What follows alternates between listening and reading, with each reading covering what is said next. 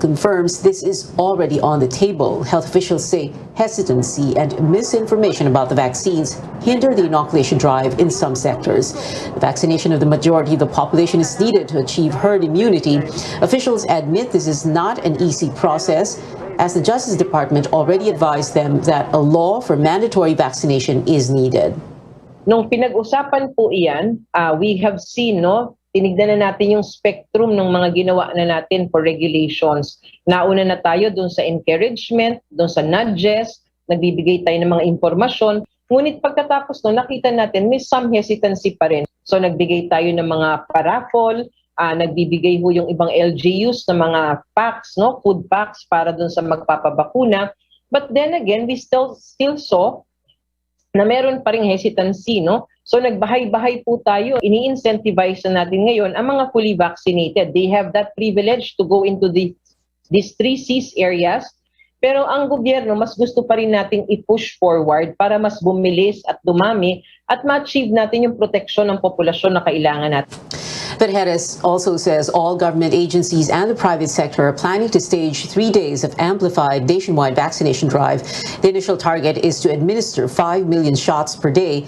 Vergeres says vaccination sites will be set up in public areas with high foot traffic and perks will be offered. Just yesterday, the government says close to 1,120,000 COVID-19 shots were administered.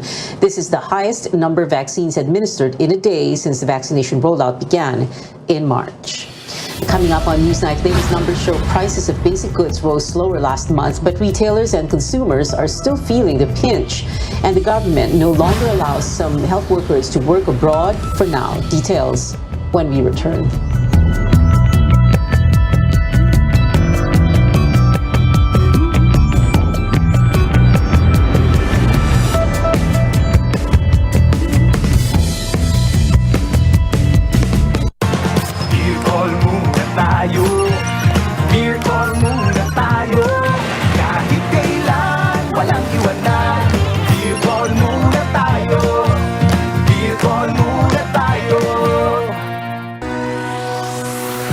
Kabilang ba kayo sa mga Pilipino na nahihirapan sa mga transaksyon dahil wala o kulang ang mga valid IDs? Huwag nang mag-alala dahil narito na po ang PhilSys, ang identification system ng bawat Pilipino. Para sa Step 1 registration, pumunta lang sa register.philsys.gov.ph para makapag-register sa PhilSys online. Ito ang PhilSys, ID natin to. Number 1 ba talaga ang Pure Food Standard Juicy? The best! No more questions, Your Honor! Walang duda! Pinaka-tender, pinaka-juicy, at pinaka-masarap. Kaya number 1!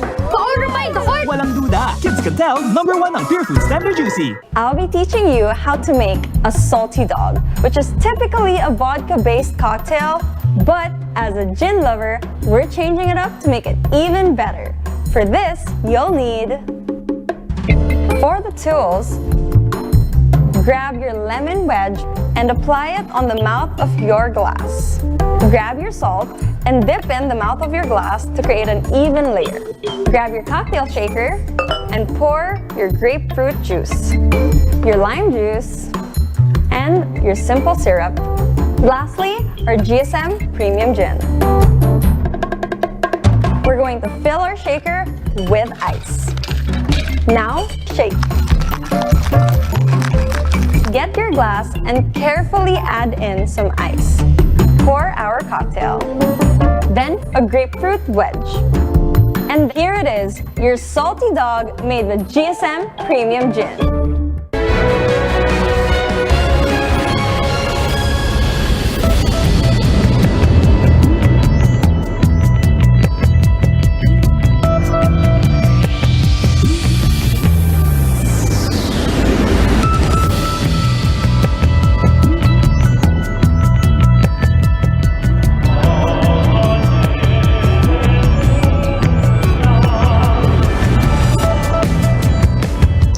Welcome Welcome back to Newsnight, where we go above and beyond the headlines. In headlines overseas, the World Health Organization warns Europe is again becoming a COVID-19 epicenter.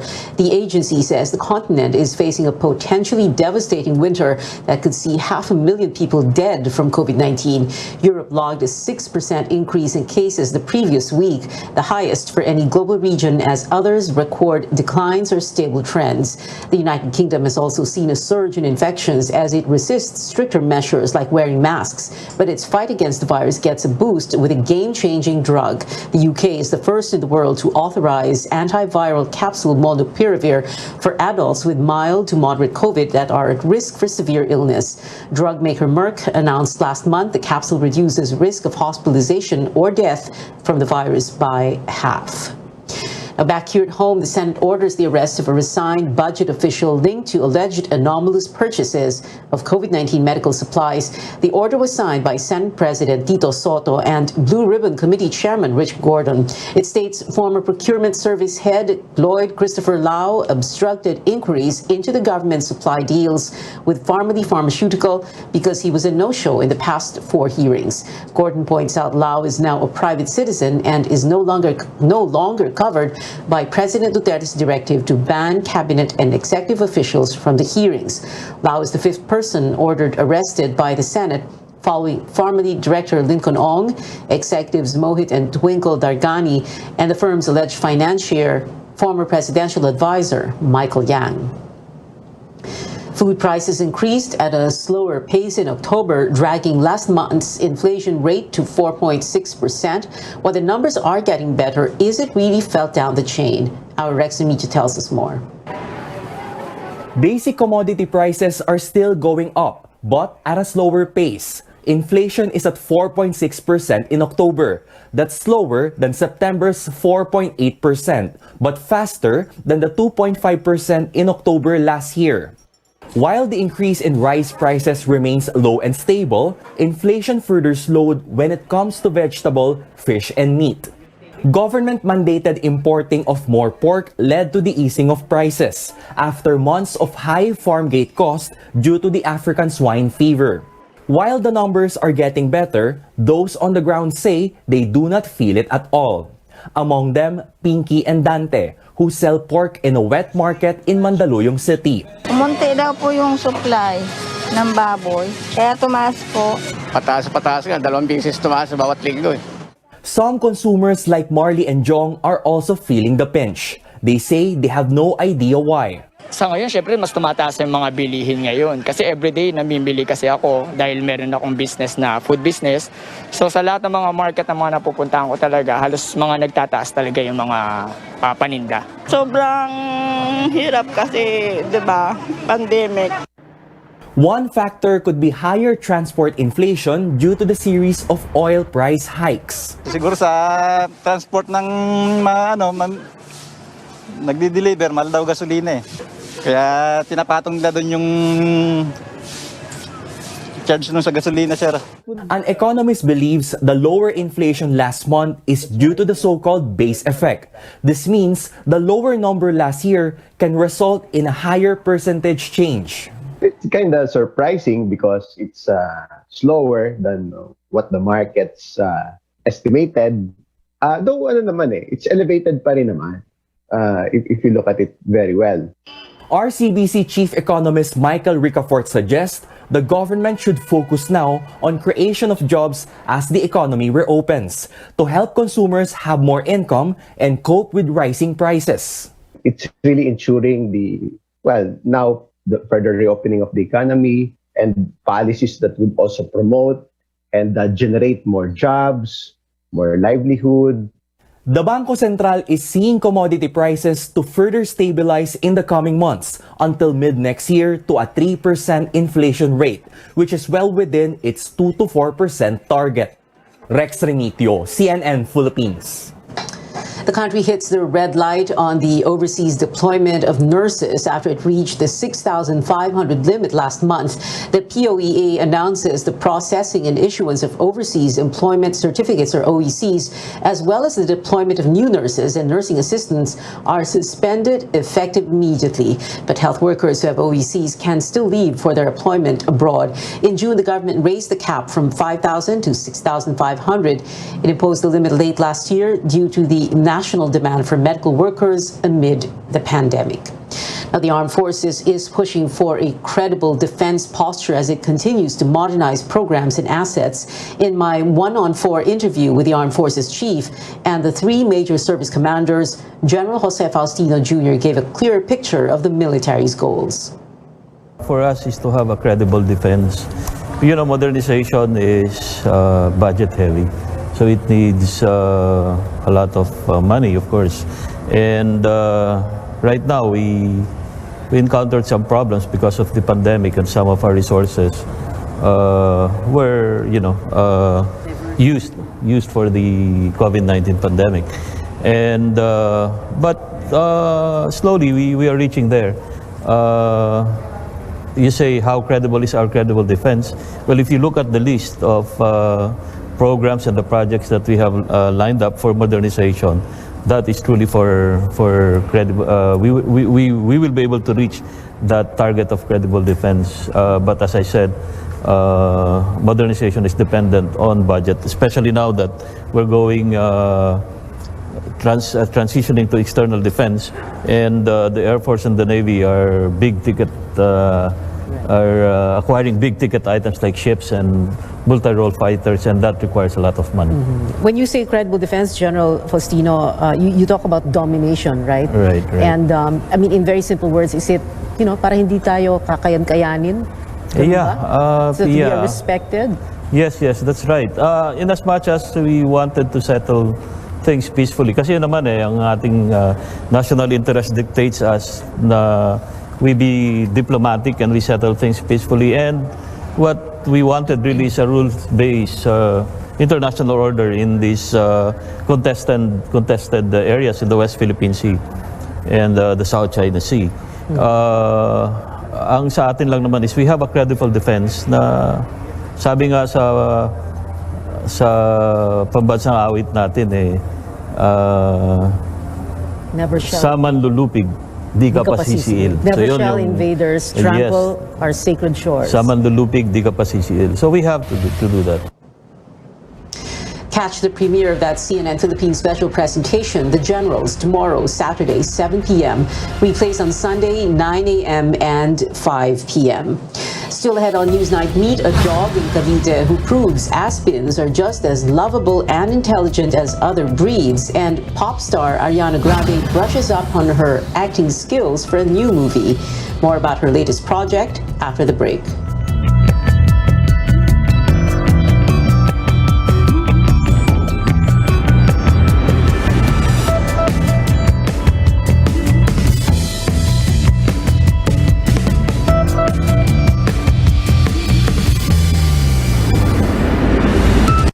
Bawat patak, may sarap, may lakas, sulit.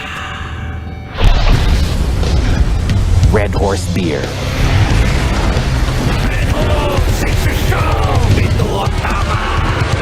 Love is all about time. Di minamadali ang pagpapasarap. Like the love in every Pure Foods ready-to-eat. Slow-cooked and ready in 8 minutes. Para may time ka sa mga mahal mo. Because love takes time.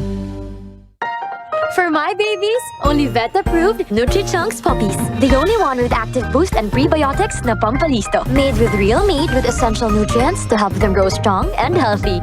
Happiness! Listo, ganado sa Nutri-Chunks puppies. In everything you do, make sure you choose what's true.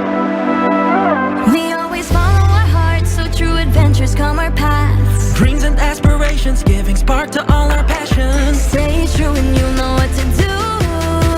And choose the bonds that are true. We choose what's true. We choose GSM Blue. Choose what's true. 'Cause you're the one, GSM Blue. Choose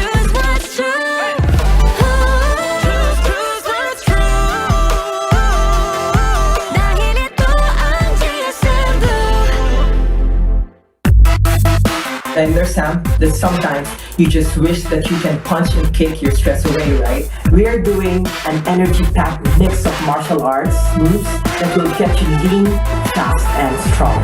Get in the zone and let's enjoy this low equipment cardio boxing workout. Follow the beat. You feel like dancing? Go ahead. Rise up strong, reminding you to stay home and stay fit.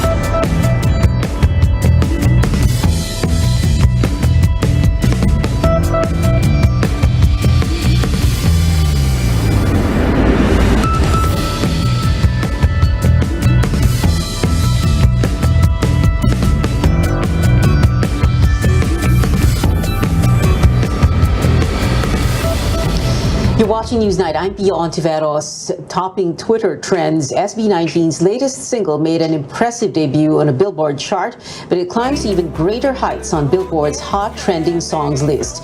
Hit track Bazinga went up 9 places, ranking 3rd today. SB19 is the first Filipino group to make it to the list, which recaps the most talked about songs on Twitter globally.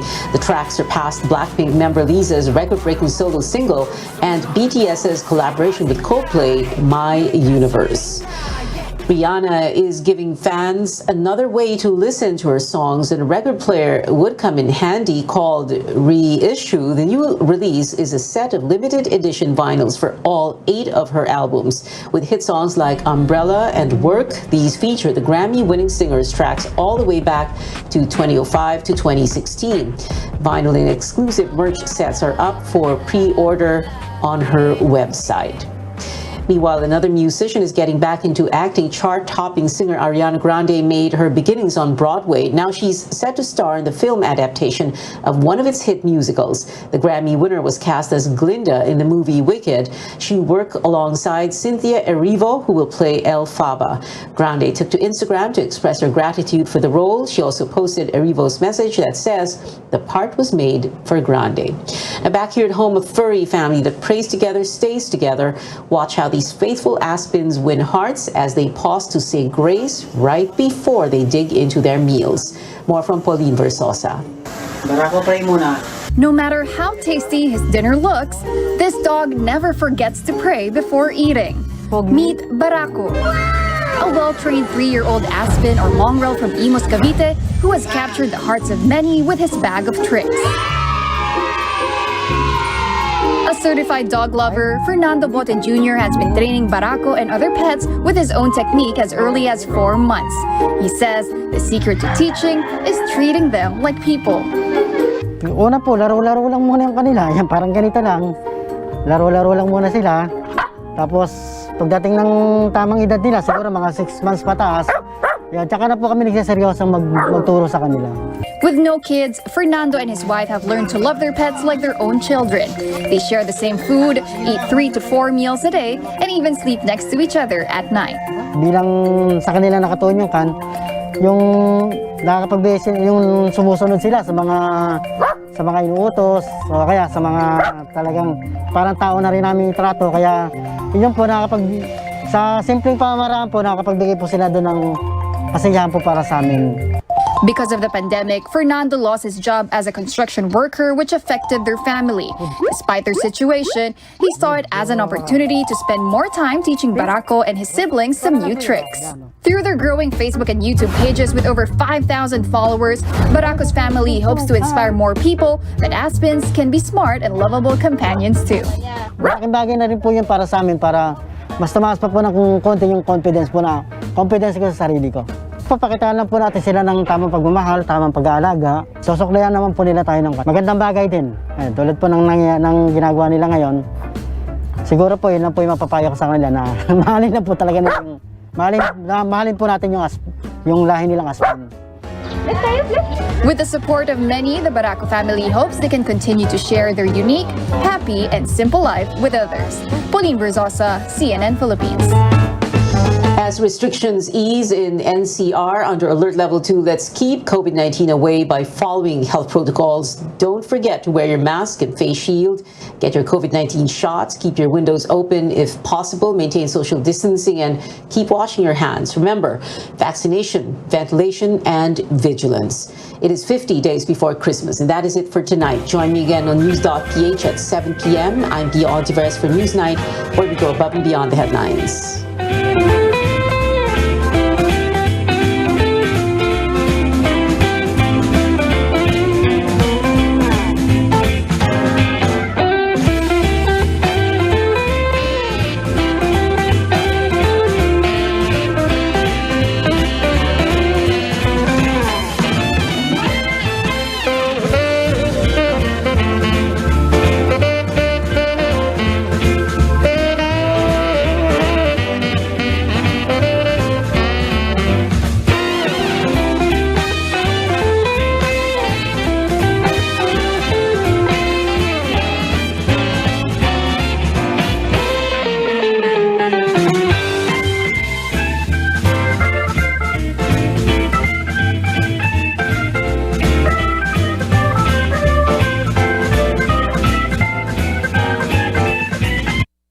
This program is brought to you by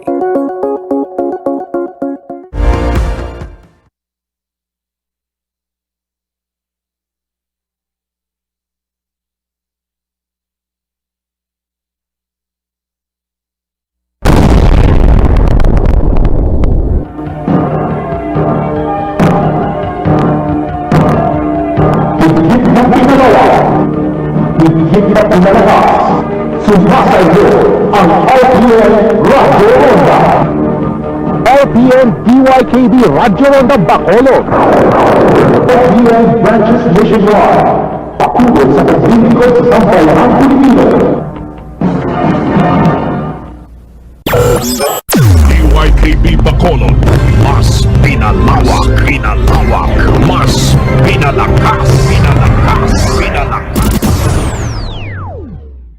DYKB Radio Ronda.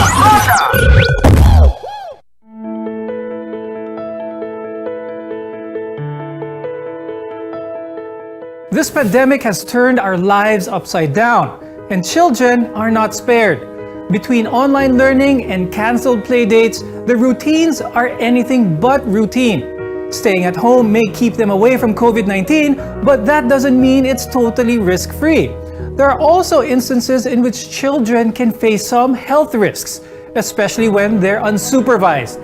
Children are most especially vulnerable to airway obstructions. Anything from coins, small toys, food particles, and other small items at home may cause this. And the result is breathing or airway compromise, choking, and the worst case, of course, is accidental death. I'm Dr. Freddy Gomez, and welcome to MedTalk Health Talk on CNN Philippines. We're here to build a healthier future for you.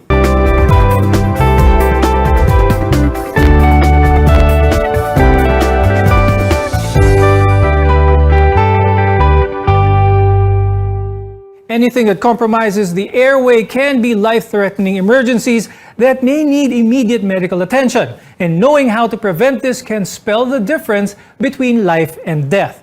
To help us with today's discussion, let's welcome our guests who are both pediatric ENT specialists. Joining us is Dr. Adonis Jurado. He's the president of the Philippine Academy of Pediatric Otolaryngology.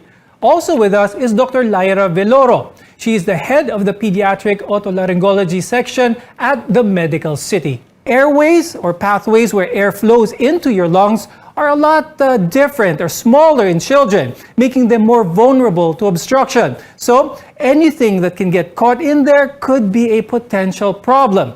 And knowing and understanding how the body works can help you recognize, prevent, and even respond to a choking emergency. Dr. Jurado, I'd like to start. Let's take a quick anatomy lesson kung bakit ang mga bata ang more vulnerable to airway obstructions as opposed to adults. Siyempre, we know that the children are physically smaller, but let's talk about where these obstructions can happen in a child? More often than not, because these are food particles. And the most common food that causes obstruction actually are peanuts. Because the child don't have second molars, and therefore they have poor grinding abilities. So the tendency is for the nuts to be swallowed whole or aspirated whole. And this can obstruct either the left main bronchus or the right main bronchus. Rarely does it obstruct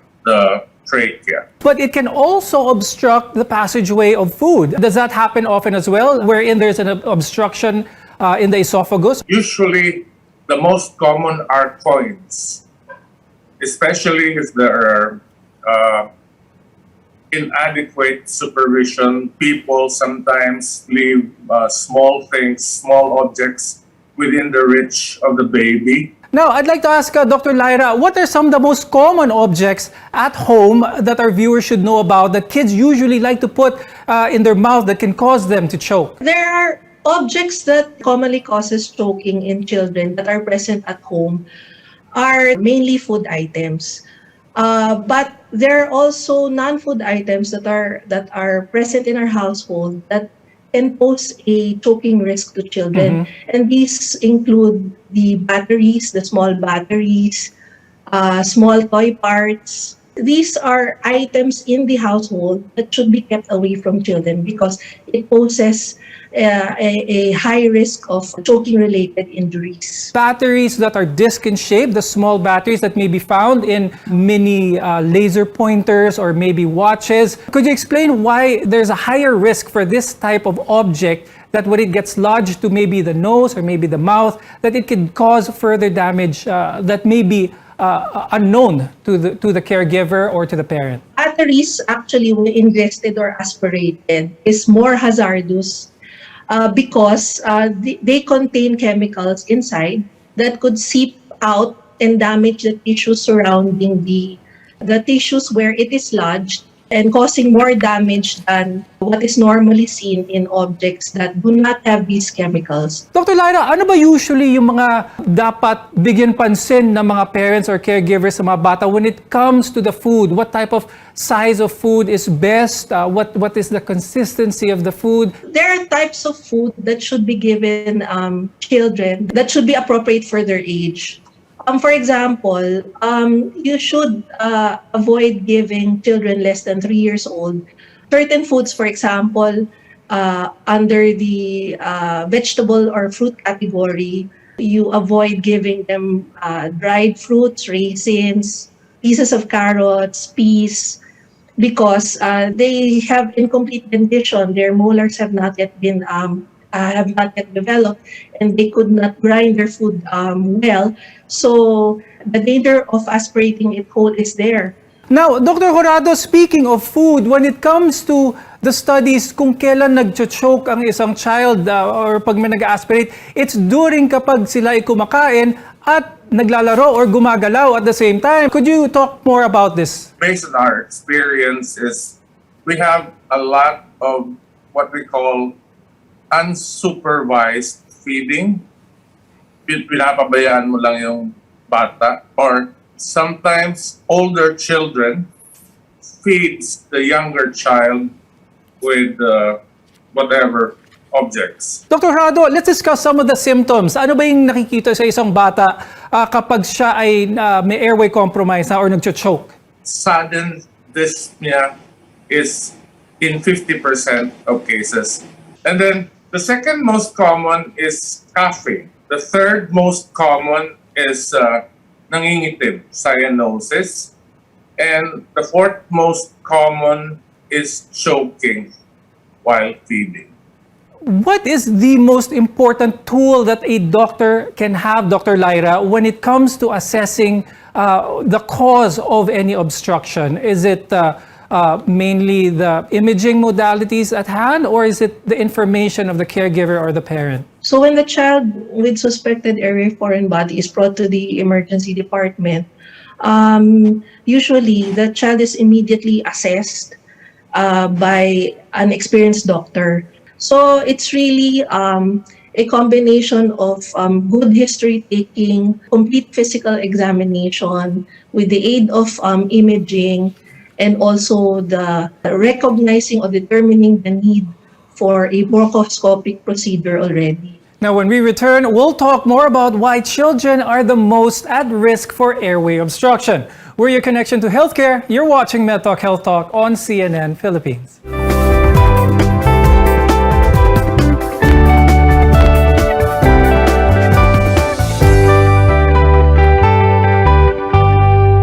DYKB Radio Ronda. Let's get ready to rumble! DYKB Radio Ronda Bacolod 1404 kHz AM sa bago nga tunog kagusog pag sa bago nga digital transmitter sa Visayas kag Mindanao nagalanog. It's showtime!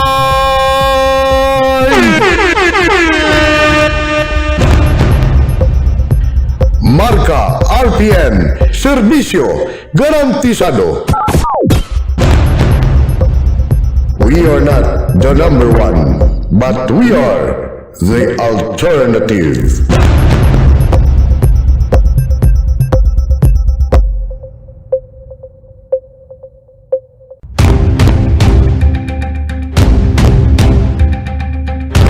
Bantayan, sumugod Oktubre 11, tuig 2021, ang Rondahanay Saga.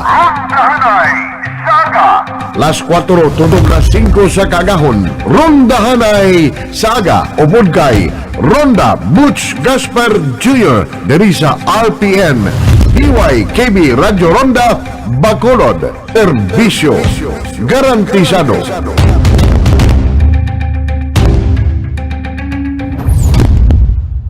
DYKB Radio Ronda.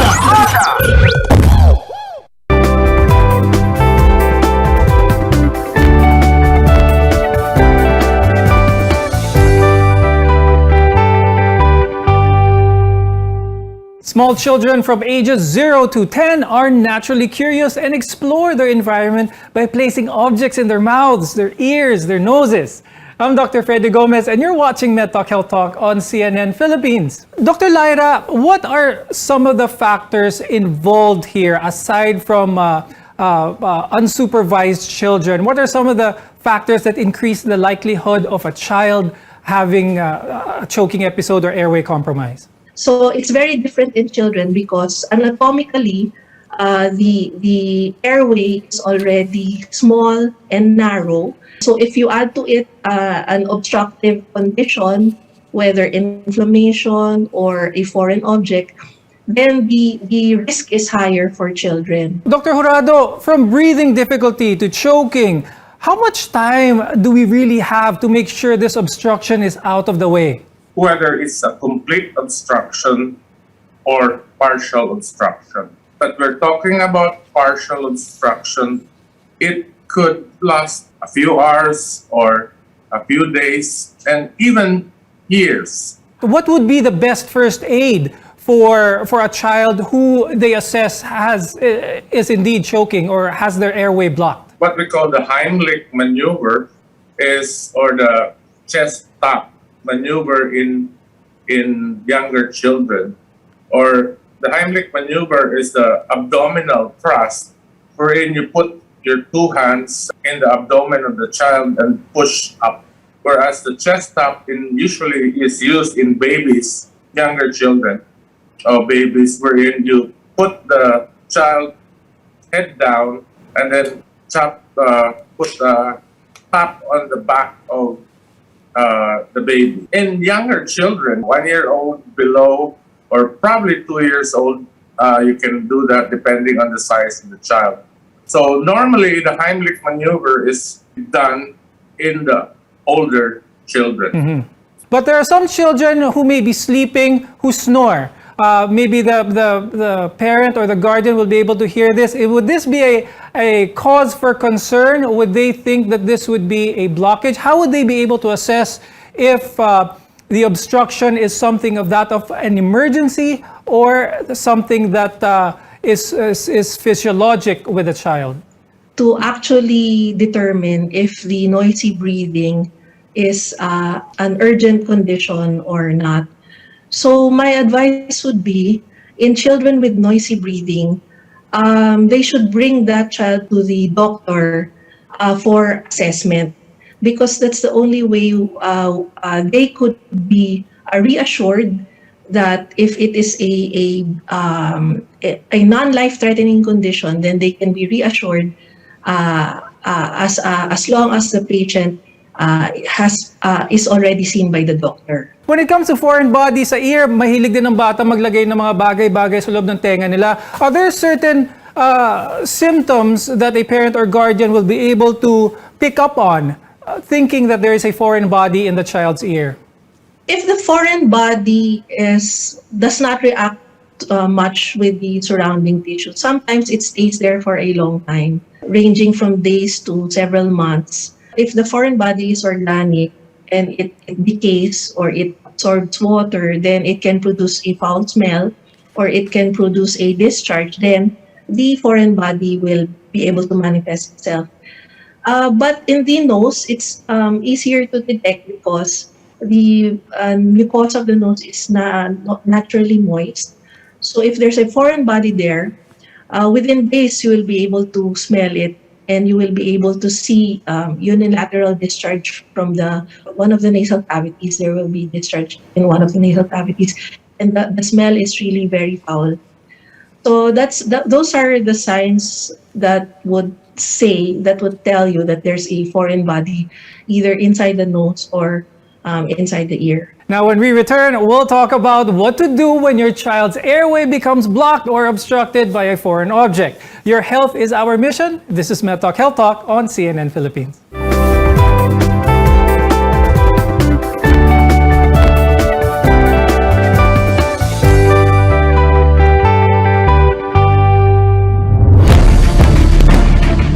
Ang pagbangon sang ekonomiya, dako ka faktor sa pagtibong sa atong pungsod sa pagkatubang sang ginatawag na new normal kapag amat-amat bawi kag panas sa mga kahalitan tugas ang global pandemic nga coronavirus disease 2019 o COVID-19. Kaupo ninyo ang RPN DYKB Radyo Ronda Bacolod 1404 kHz AEM sa panibago nga pagbukas sa mga negosyo kag turismo, pag-promote sang basic health protocols para mapasiguro ang proteksyon sang ato ni kaayong lawas. Bangon Pilipinas sa bagong pag-asa. Advertise with us in a reasonable and flexible range. Sa bagong digital transmitter, ang RPN DYKB Radyo Ronda Bacolod sa matinlo kang mapaskog nga tunog mabatian sa mga areas ng Palawan, Mindoro, Panay, Guimaras, Negros Occidental, Negros Oriental, Cebu kag pinakabahin sang Mindanao. Kaupo nyo kami sa pagkatubang sa new normal para sa inyo nga mga advertising needs. Mag-contact lang sa telepono 458-8015. We are not the number one, but we are the alternative.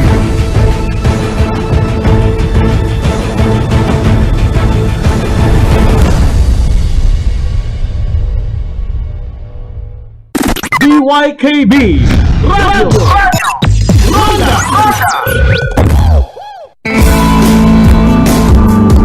The Republic of the Philippines is a democratic country and republican state. No law shall pass abridging the freedom of the press. Ini nga programa amo ang Pedo-File. Pedo-File, isa ka programa nga madalas ang balita, impormasyon, lokal kag subong nasyonal. Kag iban man nga mga update nga nagasablag sa imong syudad. Kay ikaw nagapati nga ang impormasyon kag balita isa ka importante sa imong syudad nga ginagihuan. Ini nga programa amo ang Pedo-File. Upod sa inyo alagad, Romel Pido.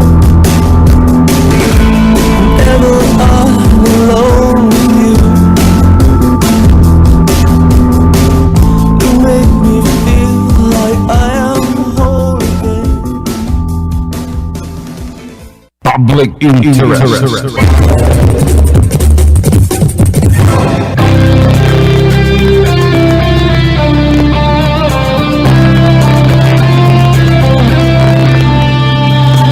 Programa naging disenyo para sa pagdulong sa matuod nga nagkakatabo sa palibot nga dapat interes ng publiko ang magapanguna. Public interest. May hustisya kag sabat sa mga pamangkot, may kaangtanan sa hilikoton sa aton mga opisyal sa gobyerno.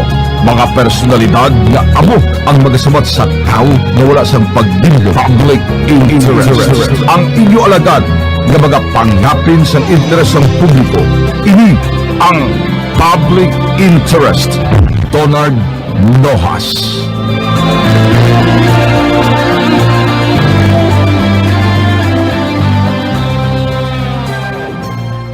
Kaundan sang kamaturan.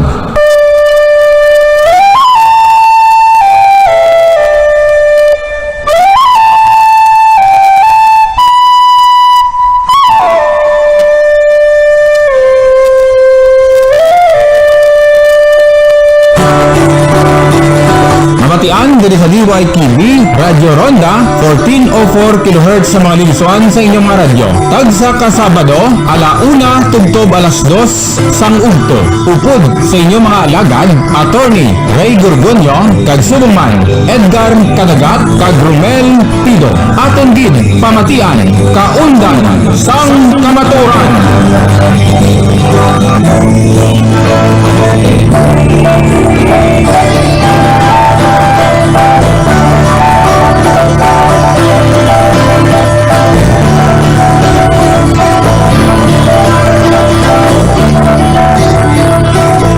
DYKB Radio Ronda.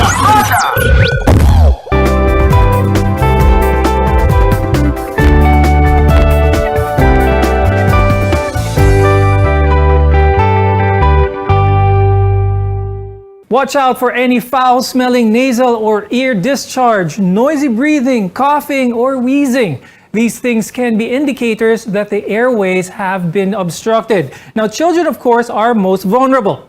I'm Dr. Freddy Gomez, and you're watching MedTalk Health Talk on CNN Philippines, where your care always comes first. Dr. Jurado, aside from the Heimlich maneuver and back blows, what procedures are best done when the child is being treated? At home, those are the only maneuvers that I know that can be performed by the caregiver or the parents. But the most important is that they should seek immediate treatment when those symptoms appear. Okay, now Dr. Jurado, let's talk about an emergency procedure that could most likely save the life of a child if the airway compromise is definitely complete, and that is an emergency cricothyrotomy. Could you discuss about this and how this could potentially save the life of a child? You put both hands on the abdomen and then your arms around the abdomen, and then you thrust. They call it the abdominal thrust.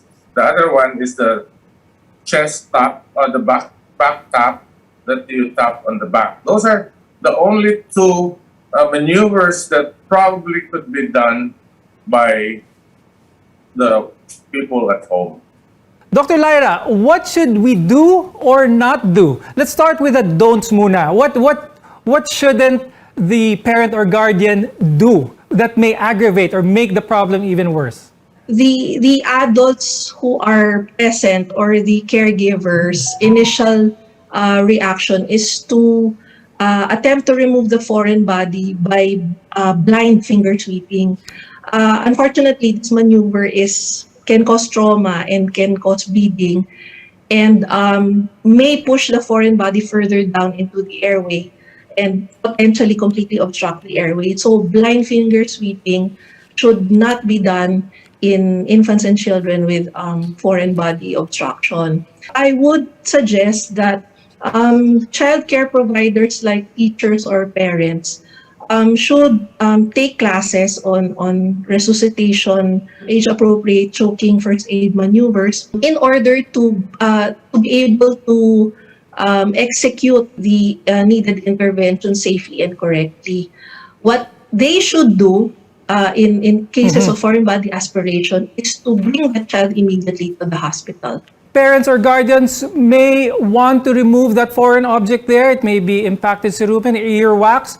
What should be the proper way to clean a child's ear, or should the parent or guardian even do so? Actually, the ear has a self-cleaning mechanism. Normally, the wax comes out on its own eventually. Only in children, since the canal is very small, it's still very small, the buildup of wax inside the ears is faster than it coming out.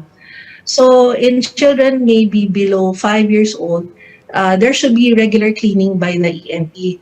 I do not advise them to attempt to clean inside the canal themselves because they might traumatize the ear canal and make things much worse. Now, Dr. Jurado, when it comes to obstructions in the airway or the esophagus, are there certain symptoms that may prompt the parent or guardian that one area is probably blocked as opposed to the other? Normally, you would have difficulty in feeding the child, and the most common symptom is vomiting, whatever food intake they have, because it could not pass through to the stomach.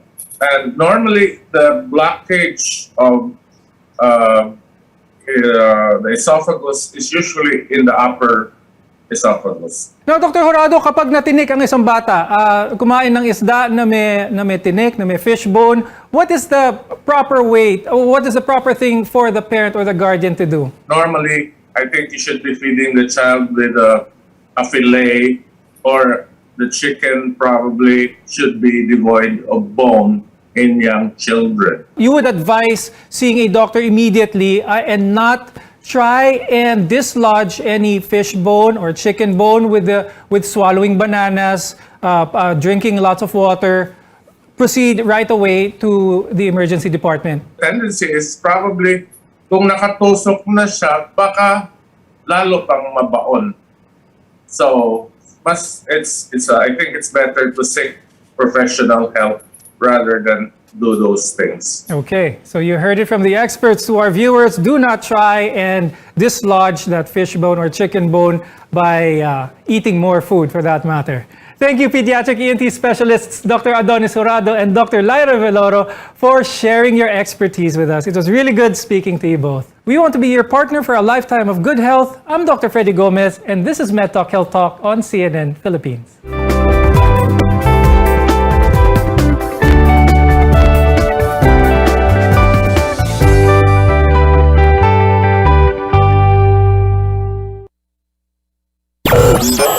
DYKB Bacolod, mas pinalawak, mas pinalakas. DYKB Radio Ronda